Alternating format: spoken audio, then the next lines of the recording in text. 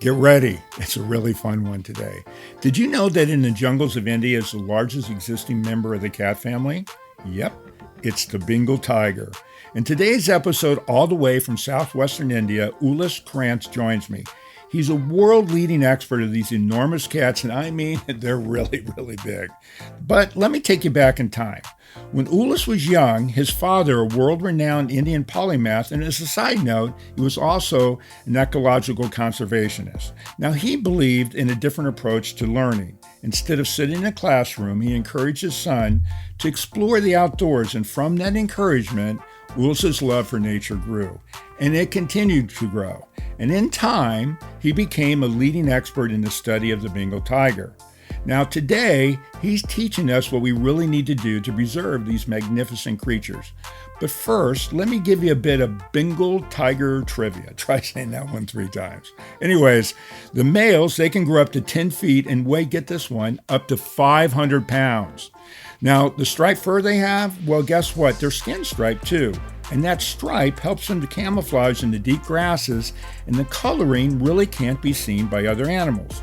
Cats purr? They don't. They can climb trees, really climb trees fast. Now, have you ever seen pictures of them from behind? Did you notice that white spot in the back of their ears? Well, all of them have those spots. And we're going to get into the theory of why this is. Now, here's the last one. Their incisors can grow up, wait for it, 4 inches long. Crazy, right? Anyways, Ullas is just this wealth of knowledge, and his story is a not missed story. And while you can hear the roar of the Bengal tigers 3 miles away, Ullas's roar will resonate with you for a long, long, long time. For real, for real, for real, for real, for real, for real, for real, for real, for real, for real, for real, for real, for real. Got a bunch of furry friends and I love them all the same. I'm an animal lover, veterinarian is the name. Let's share some pet stories from heartwarming to strange, losses and gains, from wacky to insane. For real. You're now tuned in to For Real with your host, Markakyle.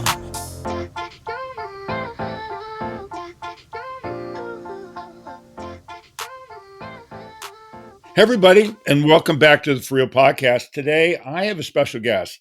Please welcome Ullas Karanth. Ullas, thank you so much for taking the time to talk to me. I'm really excited for everybody to meet you. Oh, it's wonderful to be talking to you and talking about tigers to you. Oh, this is going to be so fun. I have so many questions even to start with, but I thought what we would do is start a little bit about you growing up. I know your dad was a famous writer, and I know you're a writer as well, but let's talk about a little bit you growing up. I know you started off not to be in zoology, so let's kind of talk about your background, and then we'll get into the tigers and everything else. Yeah, I grew up in the southwestern part of India, in the state of Karnataka, close to a city called Mangalore. And I grew up in a village, actually, 30, 50 kilometers outside of Mangalore. And my father was a writer, and he did not believe in schooling children.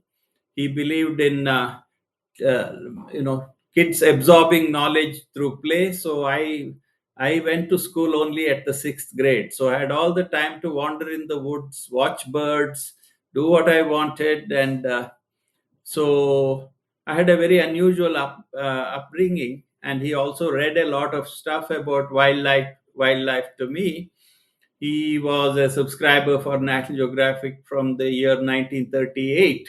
So he was born in 1902. I was born in 1948.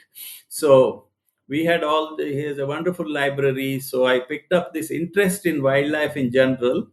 And an aunt of mine, a close friend of my mother's, gave me a bird book and taught me formal bird watching when I was 8 years old. This was all very unusual in India, because in India, not the present generation, my generation, there was zero interest in wildlife, bird watching, and things like that. These were extremely unusual interests, and I was lucky to absorb it growing up as a schoolboy.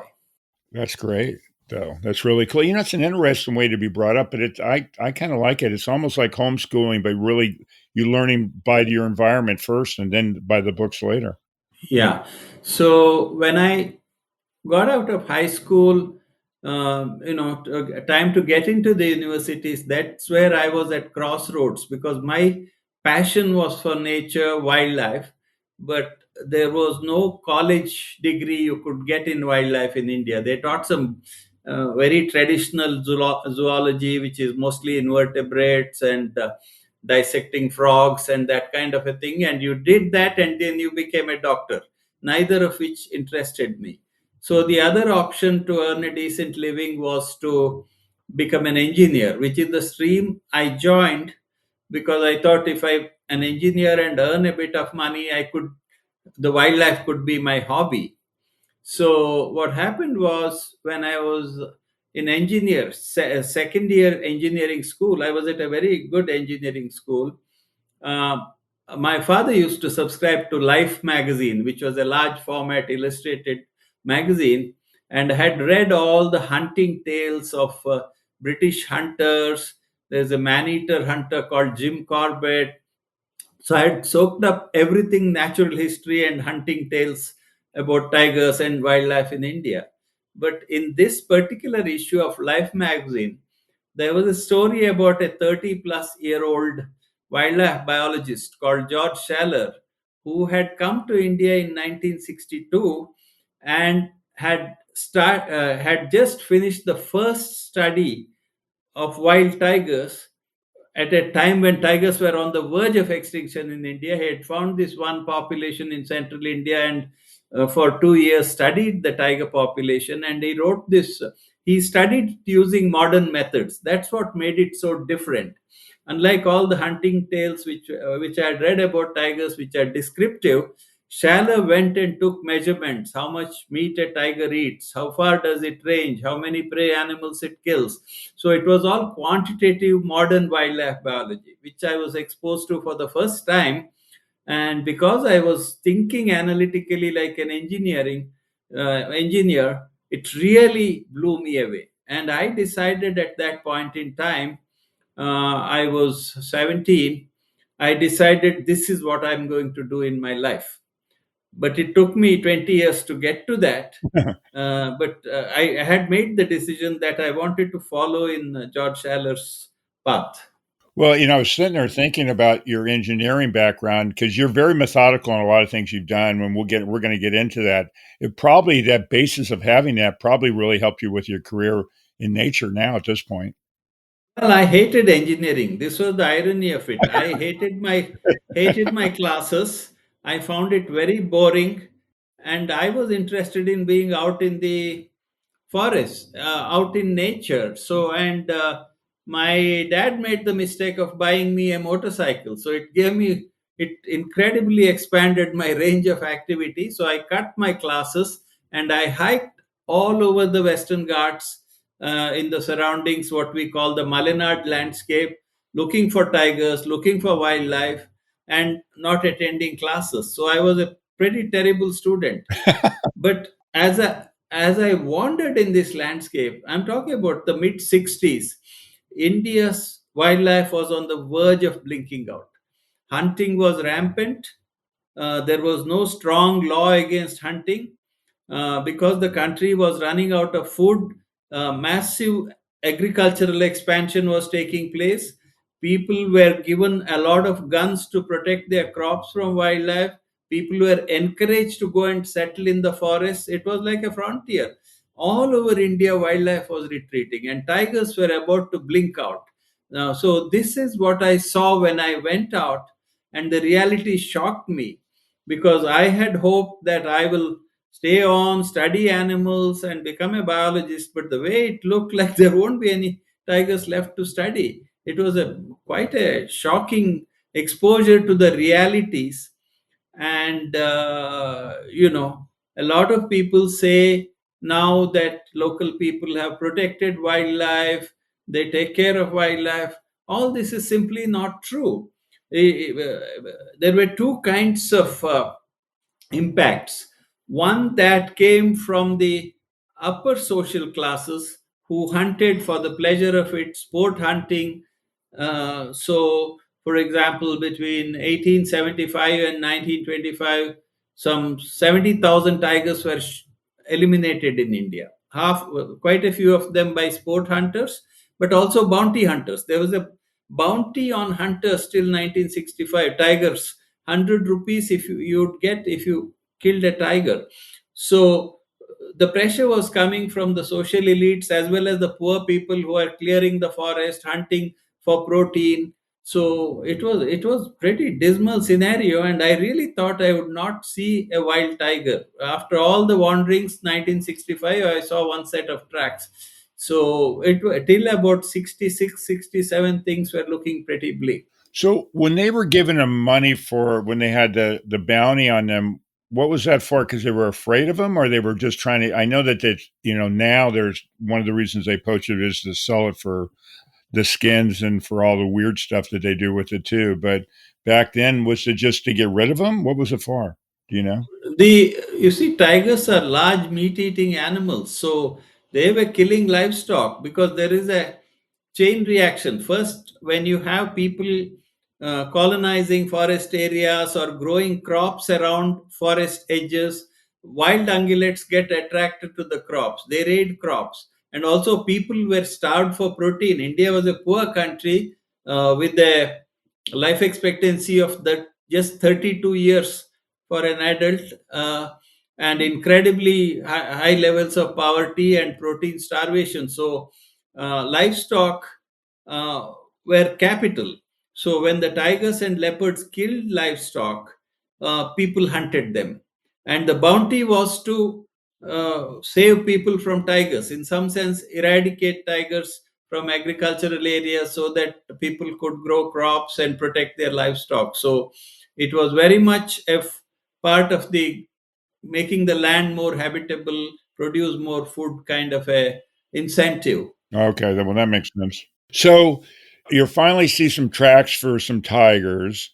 Do you see tigers before you go back to school and get your doctorate and all that? Or I mean, where how did you get to where you I mean from No, we are still I'm still in engineering school, so kind of okay, finishing engineering school. okay. So I was, but things were beginning to change because what happened was the time I finished engineering in 1971. So I landed a factory job in a Robert Bosch Corporation in a German factory and in Bangalore. And I just hated that even worse than engineering That college. sounds like a So prison to me for you. yeah, it was like a prison. So around the time, there were some positive changes taking place in India. There were the first generation of conservationists who were writing about it. A journalist called M. Krishnan, an industrialist called Zafar Fateh Ali, the birdman of India, Salim Ali, and a few others were writing in the media about the wildlife being lost. And George Schaler's arrival and his book had really kicked off this knowledge. And there was a tea planter called EPG. They all wrote books or articles in the mid 60s saying wildlife of India is disappearing, we need to protect it.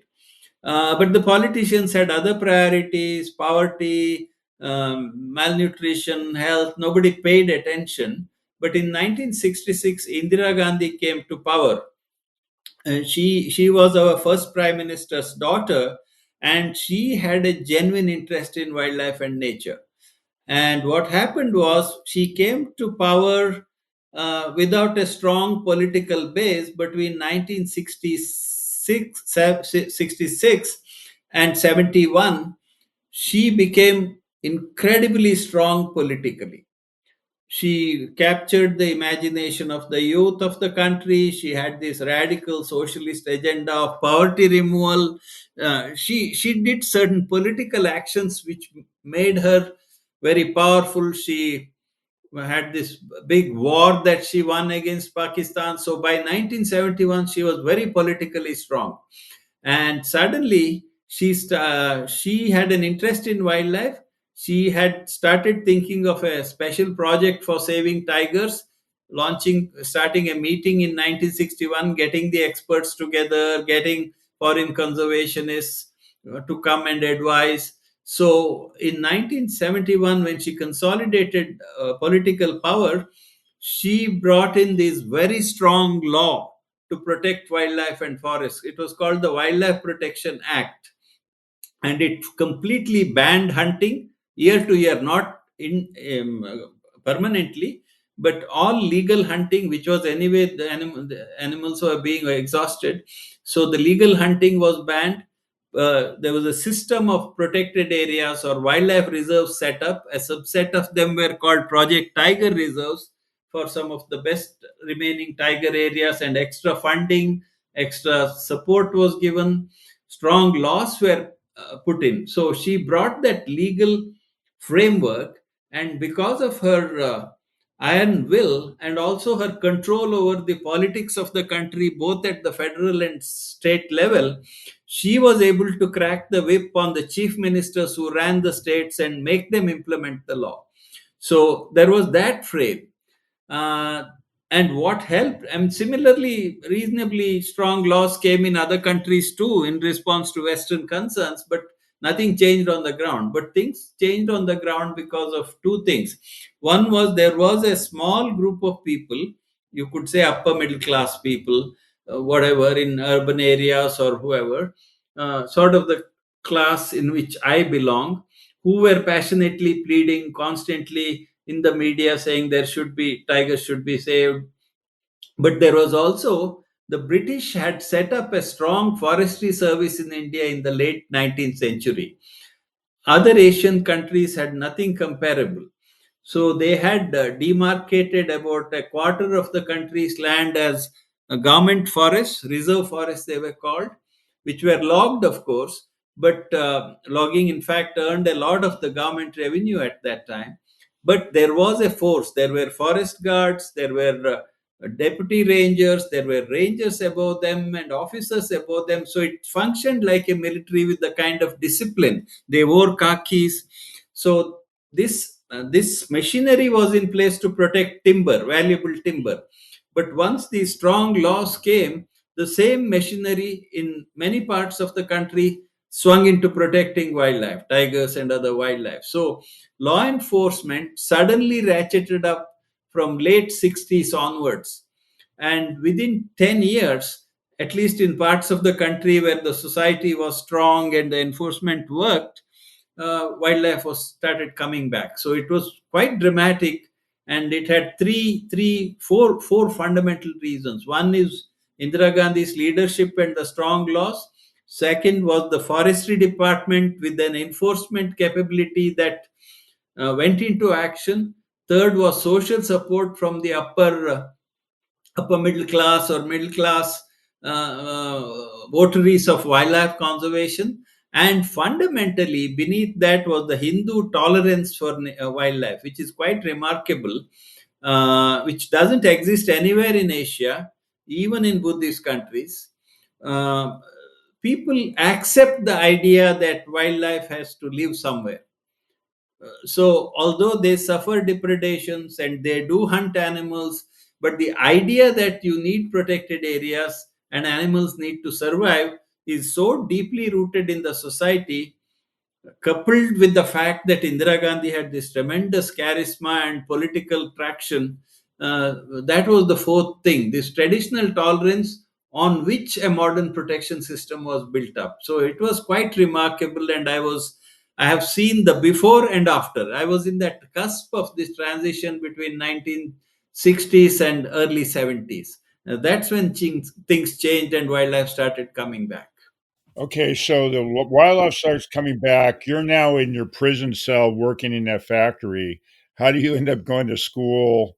What's the next step for you? Because I know you went to school, you got your master's and your doctorate. How did that work? Yeah, that took another 14 years. But so basically, I hated the factory job. So I quit the factory and I took a job I worked in a farm equipment selling company called Agro Private Limited. My job was to travel on my motorcycle across the state of Karnataka, selling tractors and power tillers, which are the small mechanized hand tractors, smaller versions. So I traveled everywhere, but this gave me freedom to be close to wildlife. So I had started going to this place, two or three places, one called Nagarhole, which became my long term study site, one called Badra, one called Kudremukh. I had been going to these places and I was seeing the wildlife come back, particularly in Nagarhole. So I ended up, after doing my week's worth of tractor selling, weekends I would end up near these reserves and go hang out with the. I had some very strong mentors in the forestry department at ground level. Couple of rangers, one Mr. Achaya, one Mr. Chinnappa. Then at the highest level, my cousin was a senior forest officer. He would took me to the forest. So I ended up spending a lot of time while I was selling these tractors and power tillers, and even earlier as a student, spending time in the forest, watching wildlife. And that was a main transition for me, that I could spend time with wildlife. So in 1976, I said, well, I'm not happy enough, so I want to not have this tractor selling job. So what else can I do? So then a friend of mine said, "Why don't you buy some land not far from Nagarhole and start farming?" Because this was rain-fed farming, so you had a crop season of only 4 months. So you basically had 6 to 8 months free in a year. So I did that experiment. I bought 44 acres of land and started farming. And because I was new to farming, I initially didn't do well, but I gradually picked up the skills and I was making okay kind of money. I was making a reasonable living. I had met my wife by then, we had settled down. So that's what I was doing. I was farming next to the forest. And that was one of the crucial periods of my life, because a lot of social scientists and social activists romanticized the Indian village and the Indian villagers' relationship with the forest as being a very benign one. So scales from I too kind of believed that till I went and lived there, and I saw how destructive farmers were to the forest with their hordes of cattle, illegal stealing of firewood, burning the forest, hunting. So, I mean, they were doing it for their life. For the most part, Right. these dependencies had, were necessary. But the question then is, how do you solve the dependencies? How do you remove the dependencies, rather than saying nothing is going wrong, everybody is living happily together, which was the story told by academics and many social scientists. So that I was very clear, and I'm grateful for those 8 years of farming I did, because I learned that this is not they taught in any school. It's only by lived experience I know Sure. how the interface between a huge populations, a huge livestock populations, and these protected reserves where actually wildlife was coming back. The frontier is quite the reality of it was quite grim. So I farmed for nearly 8 years, and what happened was I had a lucky break in 1980.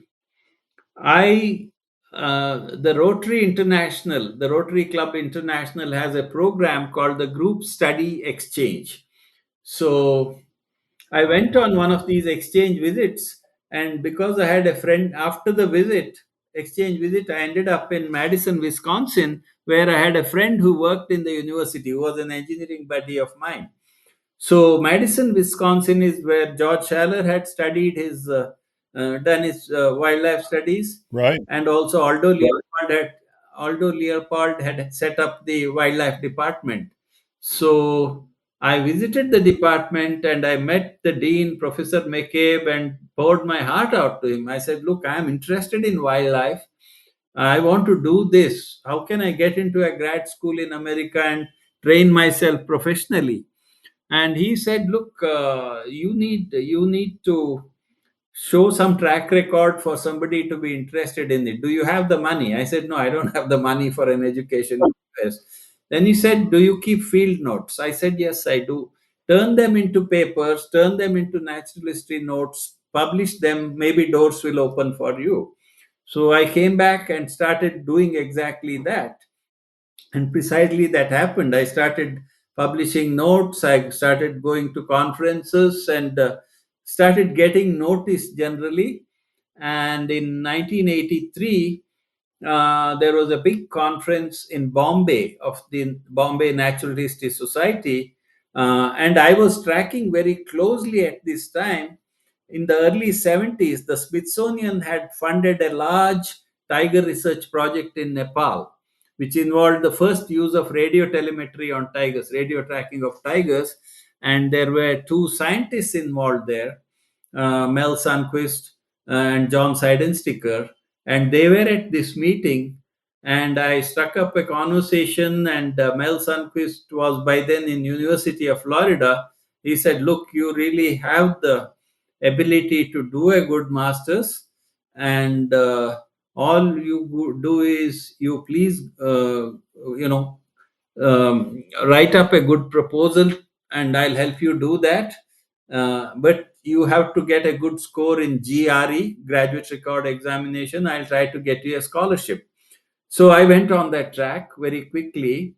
I did, I had publications, and then I also had this good GRE scores, and that's how I ended up in University of Florida doing my masters with Mel Sunquist. Mel Sunquist was one of the first two scientists to put radio collars on tigers and radio track them in Nepal.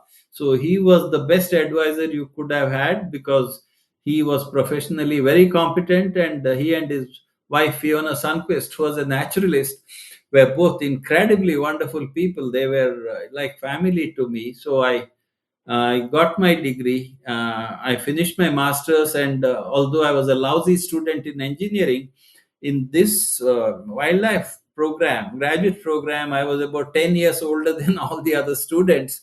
So at the age of 38, I was finishing my master's. At that time, Dr. George Schaller visited the campus, and that was the first time I met him. Although I had hero worshipped him for 20 years by then. So and I said, "Look, this is what I really want to do. I want to go back to India and build, study tigers." And Dr. Schaller used to work for what is now called the Wildlife Conservation Society in New York, based in Bronx Zoo, WCS. It was called the New York Zoological Society then. So he kind of told me, "But most Indians your age settle down in America, they don't go back." So I said, "No, I want to go back and write a better tiger book than yours." And he said, "Then come and see me in New York." So I ended up flying to New York after my master's, and suddenly, Dr. Bill Conway was the president of the New York Zoological Society. He and George Scheller said, "Okay, we'll pay you a salary, we'll give you funds. You go study tigers in India and build a program for us in India." So that was the real change. At that point, before you went back to do that, had you seen I know you'd seen the footprints. Had you seen tigers yet in the wild? Yeah, at that point I had seen, Okay. but see, I saw the first footprints in '67, Right. and the best place for tigers was in Nagarhole. I wandered till 1982, and then I went up. By then, you couldn't see tigers because there were so few, and they were so wary because they were hunted. But in that exact period between late 60s and early 80s, tigers had started coming back. So I first saw my wild tiger in Corbett Tiger Reserve in northern India in 82, and soon after that I saw them in Nagarhole, other places. And so I saw the wild tigers in 1982 and beyond, and after that they became more and more easier to see. So you were 34 years old when you saw your first tiger. Yeah, Wow. I had seen them in zoos. I'm talking about a wild tiger. Well, yeah, of course. That's what I meant. A wild tiger. Seeing it in a zoo is not the same thing as seeing him in the wild. For real, for real, for real, for real, for real, for real, for real, for real, for real, for real. And we'll be right back. We are supported by PrepVet, providing stem cell therapy for pets. As a pet lover, did you know your pet can benefit from the incredible healing power of stem cell therapy? Prep Therapy offers a groundbreaking solution taken right from your pet's own blood. Say goodbye to joint pain, arthritis, kidney and liver conditions, and more. They'll experience faster recovery, increased vitality, and extended quality of life without the need for surgery or harmful drugs. Put the wag back in their tail and discover Prep Therapy today at prepvet.com. Save 10% with promo code FURREALPODCAST, covered by most pet insurance. Okay, so he's not going to have you come back to India to do the studying. So what happened then? Then I was very clear because this Nagarhole is the place where I had studied tigers, and their, that's where I had begun my study. So one of the things that Shalers had shown that it was critical resource to bring back tigers or any big predators was the prey species.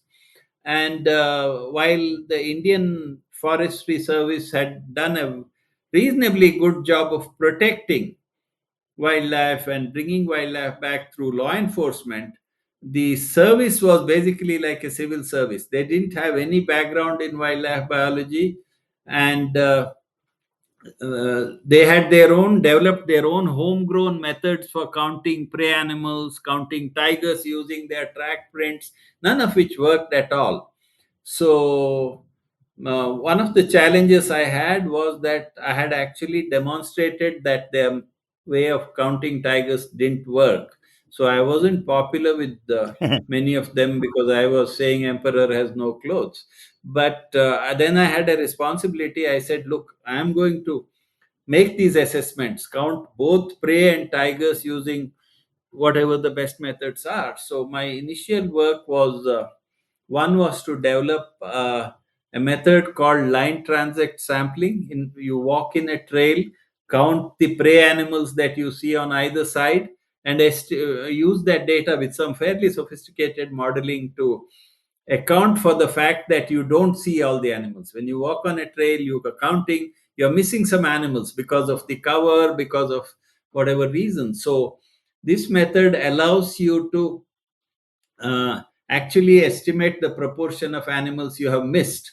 So that was developed by some, Dr. David Anderson in Colorado and other scientists. So I kept in touch with them.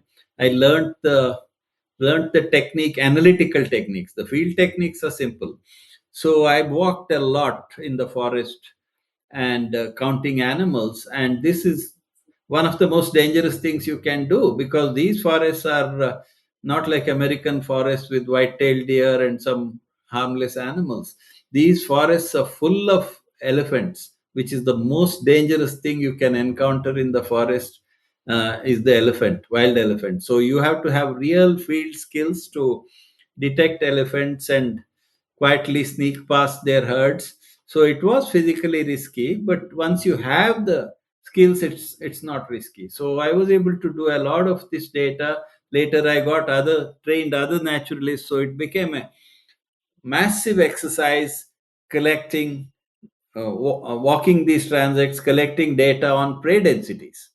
And when I analyzed the prey data, when I was shocked at how abundant wildlife was in India. It was a short period the wildlife had come back, but still the notion among tropical biologists was that tropical forests are not good for large ungulates. It's the African savannas. That's where you see a lot of Right. large herbivores.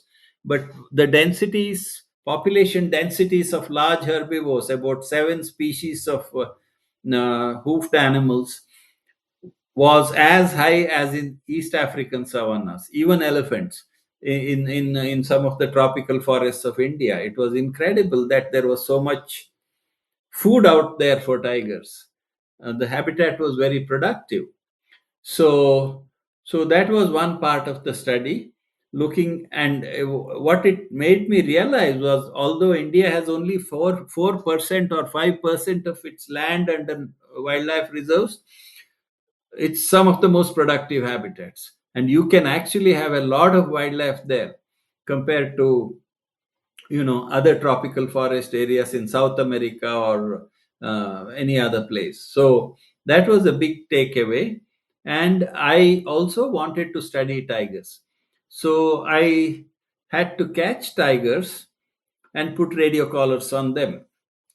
So typically, what people do to catch big cats is, put box traps, trap them, and put collars on them, or use leg hold snares, foot snares of some kind, and catch them. I could not use the first method because tigers absolutely refused to enter the traps. In Because there was so much wild prey, they would not take the risk of entering a trap. And I did not dare to put foot snares because there were wild elephants, there were other tigers, so the animal that is caught would be at some risk. So I did not want any risk to the animal. So what we did, Mel Sunquist and I had Mel Sunquist had developed this technique for catching tigers in Nepal. So that's the method that I adapted to Nagarhole. So it's a very interesting technique, relies on the psychology of the tiger quite a bit. You put a live bait out, usually a buffalo calf. I used to put a little radio collar on the buffalo's horn, small collar, and you put a number of them out, and every evening you tie them up, feed them during the day, tie them back in the evening. At night a tiger would come by, and it would see this buffalo calf. It'll kill the buffalo calf and drag it away for maybe 400 meters, 500 meters into thick cover. And then it stays with the buffalo calf for 2 or 3 days till he finishes the meal. So the techniques involves going the next morning. If the buffalo calf is gone, you you go with the you need two elephants, trained elephants. Sounds easy, but it's not easy to get in any country, but in India you can. Trained elephants. You have about a dozen trackers, field staff who are in your team. Then you also have about 200 or 300 meters of white cloth, thick white cloth, in strips of 25 meters, about a meter tall or a yard tall.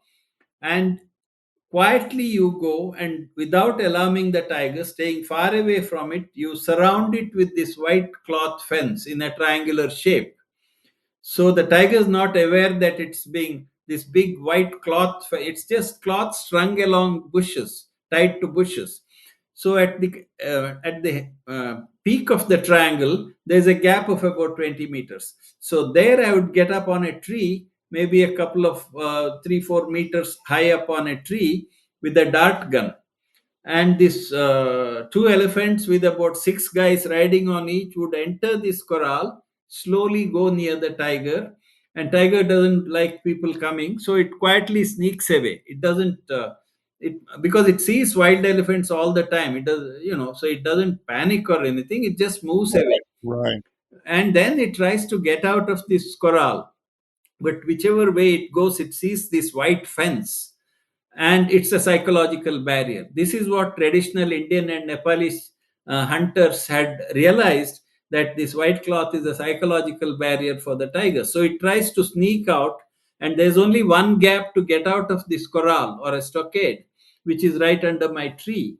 So the tiger will quietly sneak out, and I had a nice tail inject rifle, pneumatically powered rifle with a dart.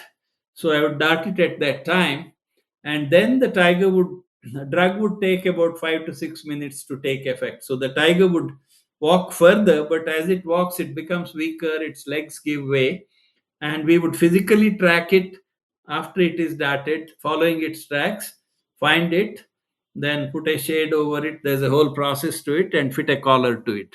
That's how it was very exciting. So I caught four tigers like that, which was. Well, okay. I want to. There's a couple of things I'm going to interject here, and I want you to kind of get into that. So, how high in the tree are you when you've got that dart gun?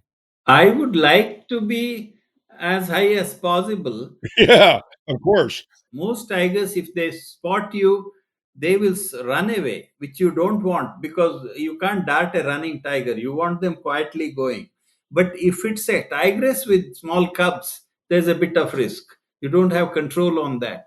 So I used to, if I found a good branch, I would prefer to go about, say, 15 meters or even higher. But often it's the site is, you have to choose what you get. So I have been lower Right. than that. I have been at 5 meters, 6 meters, which is like 18 feet, 20 feet, which is nothing for a tiger. Yeah. Right. Yeah, you need nerves of steel. Yeah. Well, there's a reason why I'm asking that. Let's talk about tigers, and I'm going to get back to your story, but tell everybody that's listening how big they are and some characteristics of them because they can climb trees. So let's talk about them. So the thing about you being 20 feet up in a tree, and let's talk about how big they are. Yeah, they can reach you with a little more. I know. They get the Indian tigers are pretty big, and the biggest ones are about 10 and a half, 11 feet long. Those are really big ones, and the big males will weigh 250 kilos. Which is 500 pounds plus. Yeah, 5 to 550, 600 pound, whatever in that range. And now I find this conversion harder. Metric, I can say 220, 230, 240 is the big male. Females are 60, 70, 100 kilos lighter. And they are afraid of people. That's the main thing. Unless they become man eaters, they're afraid of people and they sneak away from people. Well, and let's talk a little bit about that because one of the things I read is that they didn't used to be afraid of people, but they become afraid of people because all the hunting and things like that. They avoid humans for the most part, right? I think when human beings colonized Asia about 60,000 years ago, tigers were already there perhaps a couple of million years ago. So when this new creature came, they might have thought of this uh, humans as a new species of prey. But humans had already developed fire, they already had developed cooperative hunting. They had wiped out a lot of wildlife in North America 15,000 years ago. So humans were still a threat to tigers. I think they would hunt. I mean, nobody knows for sure, but my guess would be if they found a vulnerable human, a small group or one or two people, they would take them, but not when they're in large groups. And probably the tiger would still be afraid of people. So there is that natural fear, I think, has a long history. So, so a fallacy because most people, especially here in the U.S., they think they're going to see a tiger, think they may attack them, but really and truly, for the most part, unless they become a man eater, and we can talk a little bit about that if you want to. Everybody's going to see, and you're probably never going to see them. They're just going to take off as soon as they hear you. Yeah, see, that depends on, initially that was true, in the sense it's not just seeing you, hearing a car, any sign of humans they would take off, because they were shot a lot from cars using spotlights. So they were afraid of vehicles. But as we had these so but once you had these protected areas, for example, when I started working in Nagarhole, I used to see them, tourists, or I would see them occasionally from cars, but they would not stand and kind of allow you to do behavioral observations, but they would not run away like hell. You could see them, but not really observe them at close quarters. But once I put collars on them and I was able to track them day long, nights long, I could be with them. They got habituated to my car uh, and my presence, and I started seeing them mating, I saw them hunting, all these behavioral things that came because they, those four specific tigers and two leopard three leopards learned that, not me, the my 4x4 Suzuki that I went around with was an harmless animal that followed them around without problem. So they started ignoring the vehicle and behaved normally. And these tigers then got used to the tourist vehicles also.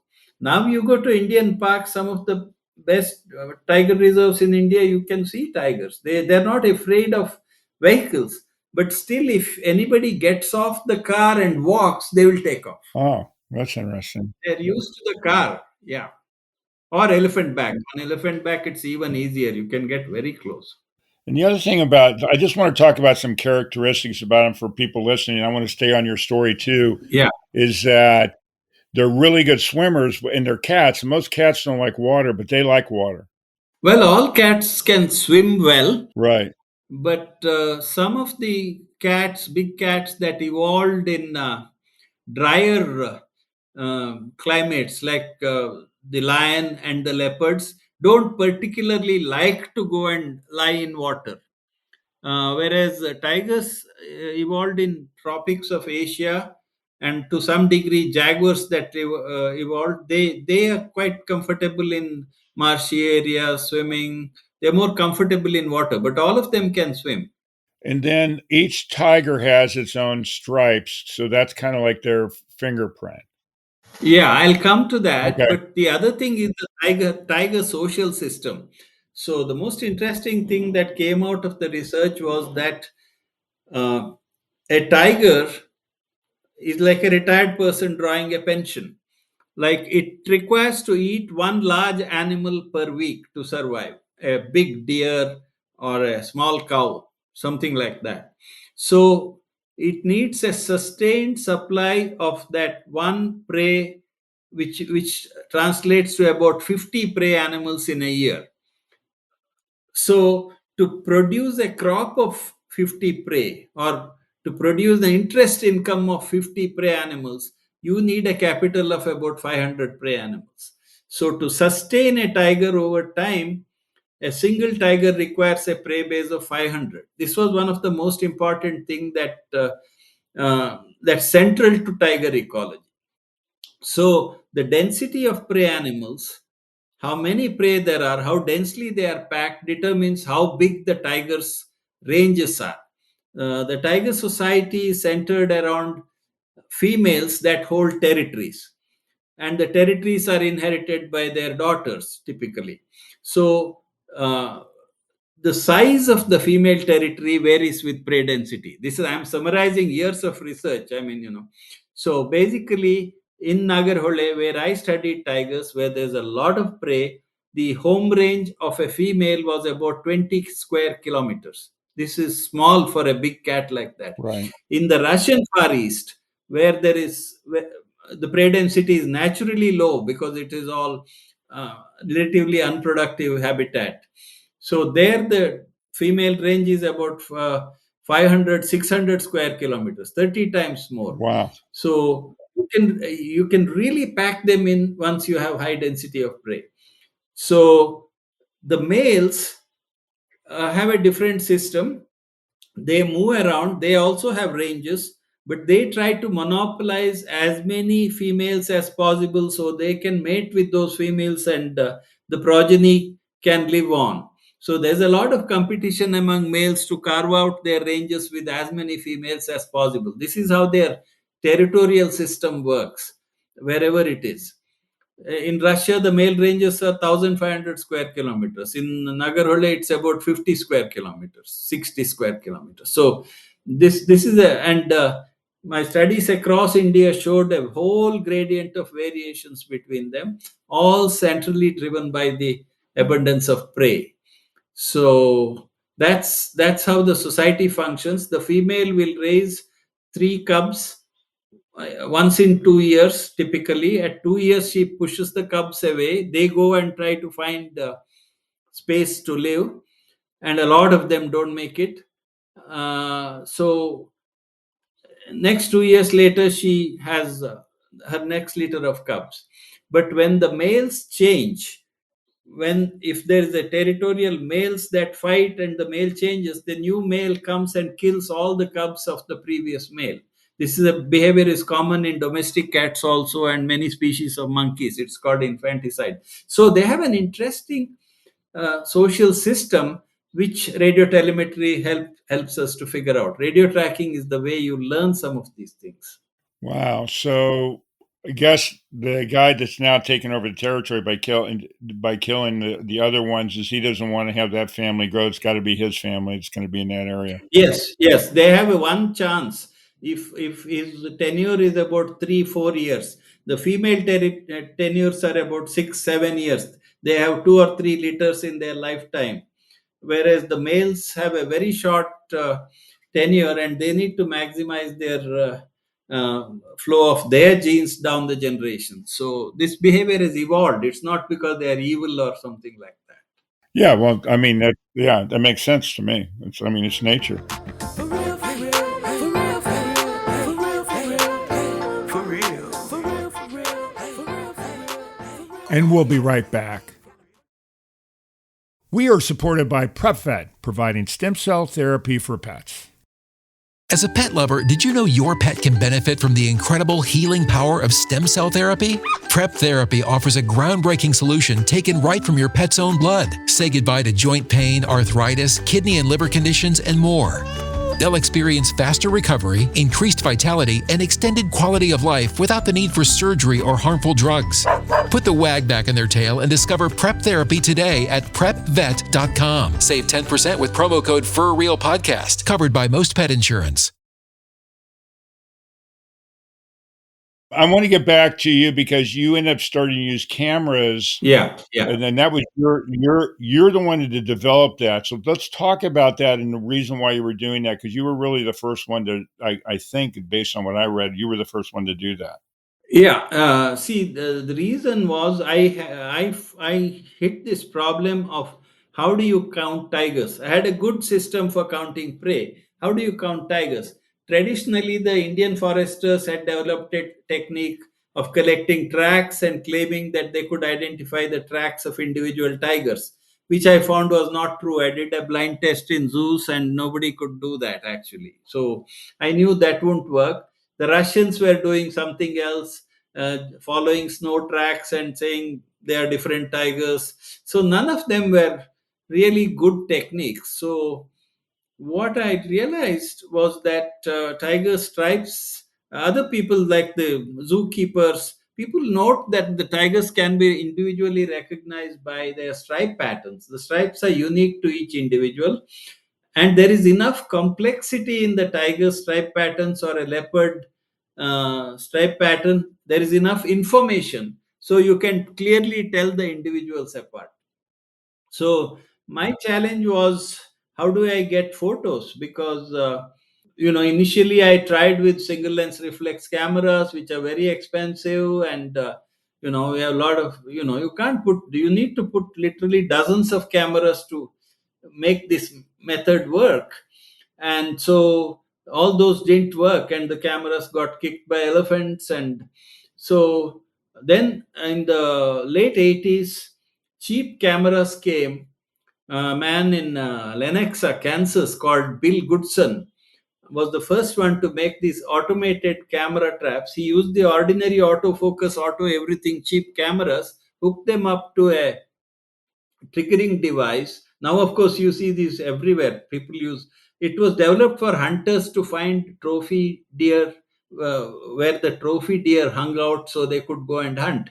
But I thought this was a good way to count tigers. So I brought a few to India and started camera trapping them using these cheaper cameras, and they did bring a lot of success. I got a lot of tigers, but still there is a fundamental problem.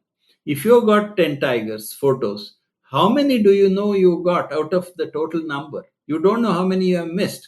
And that's where I was very lucky to make a connection with some of the best statistical ecologists working in this area of capture recapture analysis. And foremost among them was Jim Nichols, or James Nichols, who used to work for the US Geological Survey, one of the globe's experts on that. And combining these models, developed originally for animals that you mark and recapture, but using natural marks in the case of tigers, using these very sophisticated models, I was able to develop a rigorous way of counting tigers. So that's really what gave me the ability to put the prey and tiger equation together. Which is pretty fascinating. So how many, I mean, I've read a bunch of different things. How many tigers, I know it's an estimate number, roughly how many tigers are alive now? Because they're still endangered. So how many are there, roughly? Where in the world? Well, I mean, I guess let's start with India. I know they're in the world, but the Bengal tigers, in your mind, what's left in India? I know it went way down. It started coming back, I guess, and all that. Yeah, let's talk a little bit about that. Yeah, see, once these techniques were developed, there was a lot of controversy. The government did not adopt the system I recommended. Although I developed and published it in early 90s, they adopted it only 15 years later. But anyway, uh, essentially, if you look at India, if we can maintain reasonable densities of tigers, like you have in some of the reserves, you India can have about 10 to 15,000 tigers. There's that much forest still left where tigers can live. There are probably one fourth that number right now, maybe about 3 4,000 tigers, something like that. So there is still scope for bringing tigers back, even on remaining habitat in India. And worldwide is a much bigger issue. There's probably 1.2 million square kilometers. World can probably have 30 40,000 tigers if everybody gets their act together. That's kind of the potential is there. But the other thing is, it's very uneven. India has been successful relatively because of all the factors I mentioned: the public interest, the enforcement capacity, the political will. But over time, it is not as good as it used to be earlier. But still, we are riding on that past success. Thailand is doing a good job, and I think Russia is doing a reasonably good job bringing back tigers. But many other countries, tigers have gone extinct, even in the time I got interested from Asia. So overall, I would say we can be sanguine and say, "Oh, tigers saved." I think we have a long way to go. Well, you've got specific opinions on that, and I want to get into that. You've got, and by the way, I know you're a writer. How many? You've written a bunch of books. I know you've got papers published. How many books have you got out? And I know one of your books is just now going into paperback, which is I've read part of that. Yeah, the latest one I wrote is it's about tigers biology, but it's also my experience with tigers. It's called Among Tigers. It was published by Chicago Review Press in 2023. It's just gone into paperback reprint now. And before that, I had written two other popular books. One was written in 2000 called The Way of the Tiger. It's a popular book about tiger biology and conservation, slim book. And then I wrote one called View from the Machan, which is a little bit of a story of how I got interested in wildlife and natural history and things. I have written scientific books, two or three. There's scientific papers and books. So, I've kept myself busy. Yeah, obviously, and especially when you just got out of college when you were like 40. But anyways, Yeah. let's. I want to talk because your opinion about the way you save tigers, but all other species as well, is somewhat controversial. I completely understand what you're saying. Let's talk about prey and let's talk about rehoming of humans versus rehoming of animals and stuff like that. Relocation, I guess, is a better word. Yeah, there's a whole bunch of things you need to do if you, because there are parts of India, for example, where there's vastly more forest than, say, in the Western Ghats on the Himalayan foothills where we have most of the tigers. But these forests are empty because if people hunt the prey out, there's no way you can bring tigers back there. And if the people hunt the prey for not just eating, but also hunt tigers for catering to the global market in tiger trade and all sorts of market linked pressures, you can't have tigers there. So, and also, there are, once tigers are there in a place, occasionally you have problem of them becoming man eaters or killing people. So mixing tigers with human populations is not a sustainable solution. In the long run, the tigers will lose out. The other thing I am problematic with this idea that you have to have tigers and people living next to each other. They have to live in the same state or same country together, but that they can be breeding tigers and livestock raising and crops and people all bunched up together is not viable. That's my argument. The second argument I have is my experience is wildlife came back to India because of law enforcement.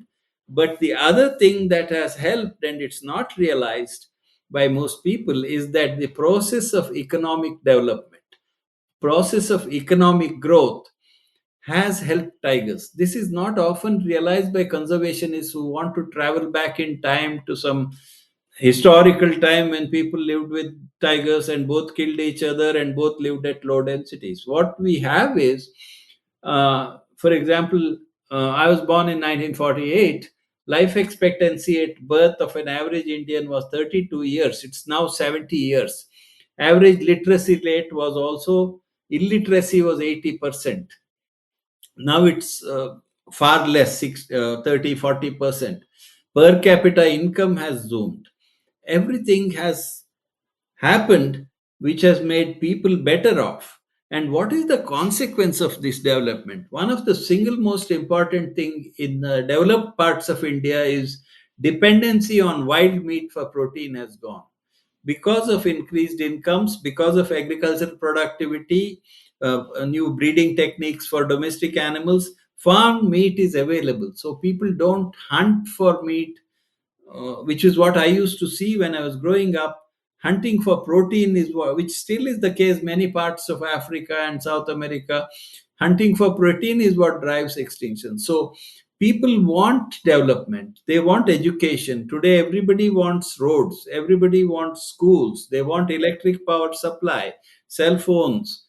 So these can't be delivered into protected areas at the numbers we have in. For example, Nagarhole, the park where I work, is about 640 square kilometers. It has close to 100 tigers. It has probably close to 150 leopards. It also has 1,500 elephants. Now you can't have 6,000 people living inside. So it's so, and people actually suffering depredations want to go out. So I was very much involved in projects where we convinced people, we worked with the government. For example, in Nagarhole, out of about 800 families, about 500 families have moved out. Of course, some of them don't want to move out. I'm not saying you force people out, but if people want to go out, and the government is now rich enough, that should be a core strategy. The state of Madhya Pradesh has done a terrific job in Madhya Pradesh, in Satpura landscape, which is one of the best tiger lands in India. 3,000 families have been resettled, freeing up so much space, reducing conflict, giving people development. In many good examples are there, and instead of learning from them, we are trying to force this coexistence which has never worked and never will work. So the solution is you want to make sure that people are hunting the prey, and also that the humans aren't encroaching on the animals. Basically, at the end of the day. Yeah, basically, people don't. Once you have people, they have to make a living. So they have to grow crops, they have to raise livestock, they have to extract something for the forest. So it has all impacts, and that's where the conflict begins. So, no, basically, I think development is a solution, not an enemy, if it's done right. If you separate, there are two ideas here. One is kind of an eco-modernist idea that you need to decouple human needs from nature, not extract more and more. Because if you look at the bigger picture today, maybe 30,000 years ago, 20,000 years ago, we had wild mammals formed 95% of the biomass, and humans were just 5%. Then, once we invented agriculture, it became 70% humans and domestic animals and 30% wildlife. And now it is 5% wildlife and 95% human. So we can't extract more from nature. We have to meet human needs through decoupling. The other idea is one of my teachers, a brilliant conservation thinker, John Robinson, proposed that What we need is not sustainable development everywhere. We need to partition the land so that there are some areas for strict wildlife protection, some areas where, like farmlands, and with some species you could have coexistence of wildlife and people, and some areas strictly like urban centers and mining areas and nuclear energy production centers, whatever, very intensively. So I think this kind of decoupling combined with carving up tomorrow's planet in a sustainable way is I think the way we can create more space for nature. And nature tourism has a role in that. If it's done right, you can actually expand wildlife habitats beyond the 4% that we have in India. So there are many good ideas that I think will work. So I'm not pessimistic at all. I'm very optimistic in the long run. Yeah, because there's options. When we were talking earlier before we started recording, you define what wildlife is. Want to talk a little bit about that? Yeah, I think when people, this is particularly true of India, not so much of North America, where you have such a strong hunting tradition, shooting tradition. So I'm particularly talking very much about an Indian situation where there is an inherent kindness to nature as a part of culture, and a lot of people mistake animal welfare and animal rights with wildlife conservation. The two are very different. Any animal welfare, animal rights perspective values individual animals. Every individual animal has the same importance. Whereas in wildlife conservation, you value species. Something is valuable because it's rare and it's going extinct or reasons of that kind. It's not about trying to save every tiger. In a tiger population, I have studied tiger populations, 20% of the animals die or lost every year in a thriving tiger population. I'm not saying something that's going down the tube, something that's doing well and marginally increasing. You lose 15 to 20% tigers. So, this kind of mortality and loss is natural. I don't think you can save every tiger, particularly if one of these tigers goes out and eats poor rural people. You get into a situation where rural people become hostile to tigers, hostile to protected areas, whereas urban animal lovers sitting far away want every man eater saved. So these are the situations we face where the perspective of modern wildlife conservation is to save species, not individuals. Second, it has other functions also. If the animals turn harmful to people, those animals have to be killed. Not that you shoot everything at sight, but do eliminate animals that are problematic. And in some cases, not so much in India, but in places like Latin America, North America, there's a case to be made for using hunting surplus animals for human consumption. It is not a moral issue to me, but it's an issue of numbers and whether it's feasible to do it. So that solution, I don't think, has much scope in India. The third one of actually using wildlife, I think there are better options for us. Yeah, domestic animals. Yeah. No, but in North America, for example, there are white-tailed deer now everywhere and by the millions. So, there may be need for regulation of numbers through active management. Well, when you were talking about wildlife earlier, you were talking about free ranging that aren't domestic. And one of the thoughts I had, are you familiar with the free ranging dogs in Morocco? Yeah. Yeah. Yeah. Yeah, so that falls in between like a pet because they're not people's pet, even though they live off some of the human stuff, but they live there. They're not really owned by anybody. Yeah, that's it. See, that's not wildlife. See, terrestrial free ranging in the sense that they are living off natural prey. Right. So what happens is commensal with man. We have, for example, the humans took domestic dog to Australia and they wiped out the wildlife there. And we have huge problems in India, in urban areas because they are being fed and not eliminated. Feral dogs are wreaking havoc on wildlife.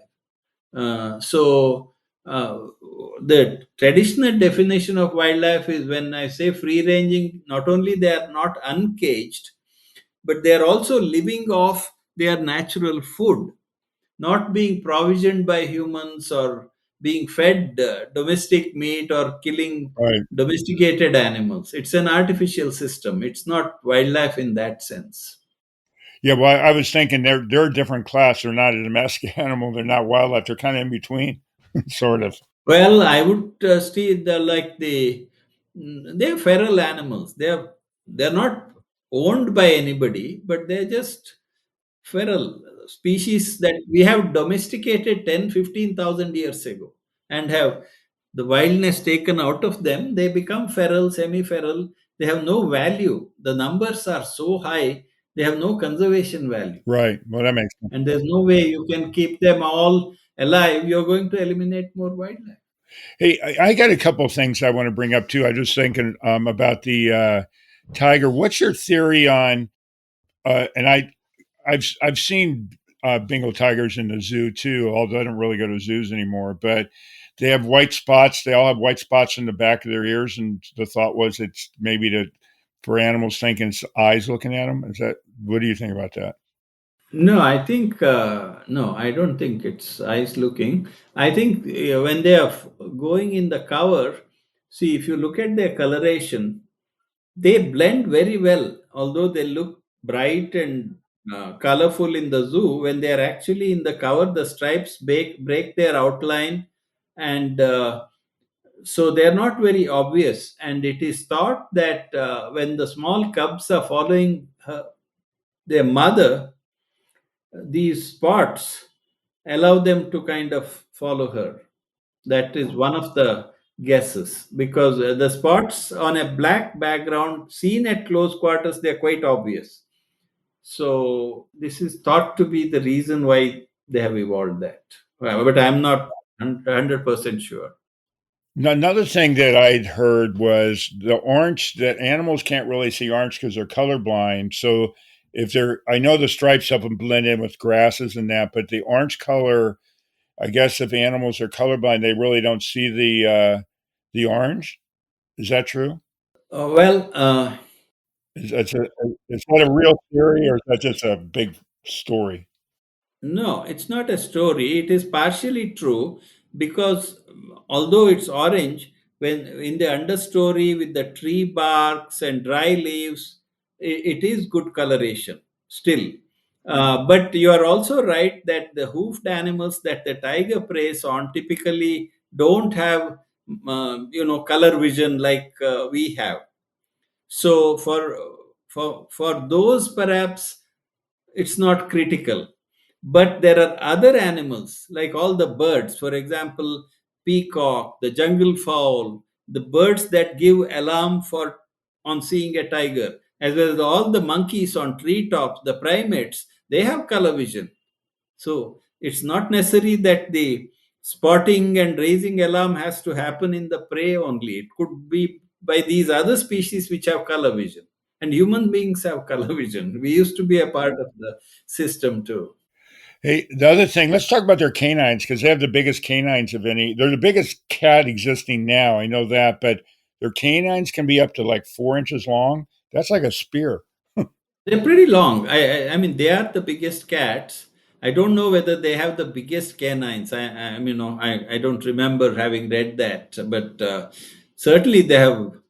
But their whole, if you look at the tiger as a design problem, engineering design problem, he is an animal that can bring down prey animals 5 times its size. I have seen them take gaur, which are the largest wild cattle. The big bulls go up to 1 ton, and these animals, and I've seen lions trying to bring down African buffaloes, which are much smaller, but usually there are more than one lion. Now a single tiger does it, and it's the as a design feature. I think the canines are really crucial, because once they get a grip on the throat, they strangle the biggest prey and bring it down. It's amazing how their entire hunting style is evolves around having these canines and going for the throat of prey much larger than themselves. If the prey is smaller, they break the neck. They have all sorts of options. But with these very big prey, which can be quite dangerous, one of my collared tigers died trying to kill a gaur. But it's the canines are crucial to that.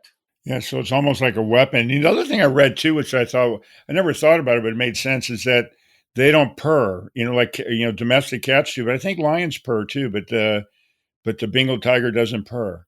Well, they have this tremendous variety of vocalizations, and there is a sort of a purr, but they have puffs and they make all sorts of sounds. I think the lions, tigers, they all have the same wide repertoire of calls, depending on the social context and how they use them. But they have this roaring ability. See, the roaring is something unique to tigers, lions, leopards, jaguars, that hyoid bone. I think the pumas don't roar. They kind of scream shrilly. But the other four big cats, they roar. Well, I read that their roar you can hear 3 kilometers away, which is pretty far. Yeah, tigers also you can hear 3, 4, 5 kilometers on a still night. They have a very booming roar. I've had the chance to go on safari in the Masai Mara several times. So I've been able to see lions and that, but I'd love to see a Bengal tiger in the wild myself too. That'd be pretty cool. Yeah, it's not difficult now. There are parks where you can go, you can stay 2, 3 days, you are almost sure to see a tiger. Wow, that's great. So what have we left? I'm sure there's a gazillion things we could talk about. What have we left out? Can you think of anything for this episode? We may have to do another one someday, but is there anything else that we've left out that we should talk about? I think, see, conservation is an emotional response. We human beings do conserving tigers or any other species, and that happens because we value them and we respond emotionally, which is necessary. That emotional engagement with the tiger is necessary, but it has to be the actual action of what you do has to be based on science, pure cold science. Because if you go the emotional way, you will soon get astray. There are people who keep lots of tigers in captivity, like the guy in that Netflix film Tiger King. There are people Yeah, who think they are doing good for the tiger by, just having a lot of them, feeding them. That's not the issue. That money should go to conserve tigers in the wild. right. I agree. So the emotional connect has to be tempered by science. That is really what is the tiger's problem in place A, place B. How can we intervene rationally so that the tigers are increasing and also the human beings are not unduly harmed?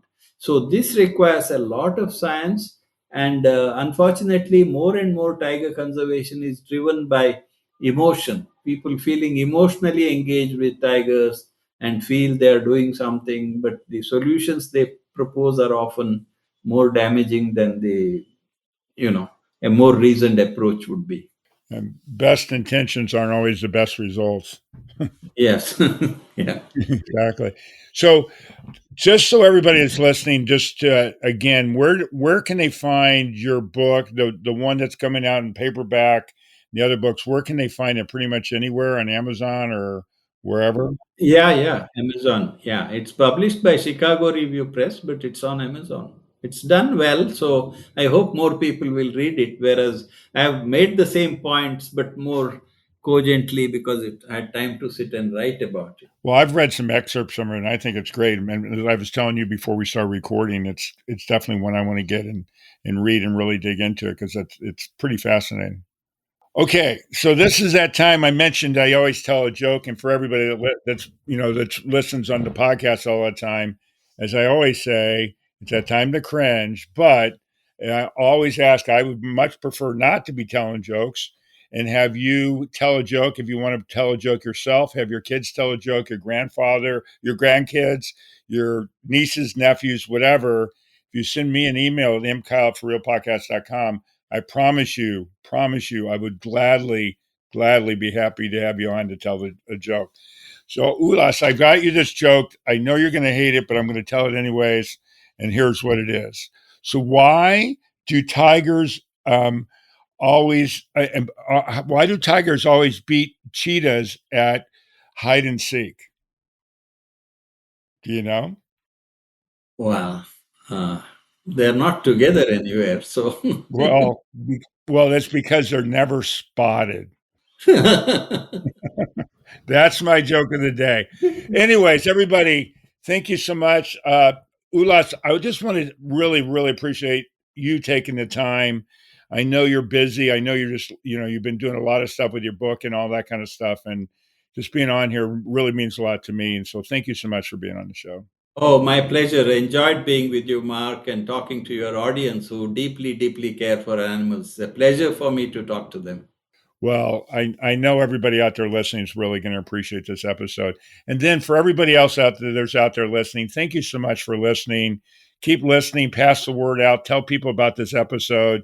You guys keep doing, you're the guys that make me be able to get to meet these great people. So really, thank you so much. And keep following, pass the word out. But most importantly, from the bottom of my heart, thank you so much for real. That concludes this episode of For Real with your host, Markakyle. For previous and future episodes of For Real, listen via all major podcast streaming sites.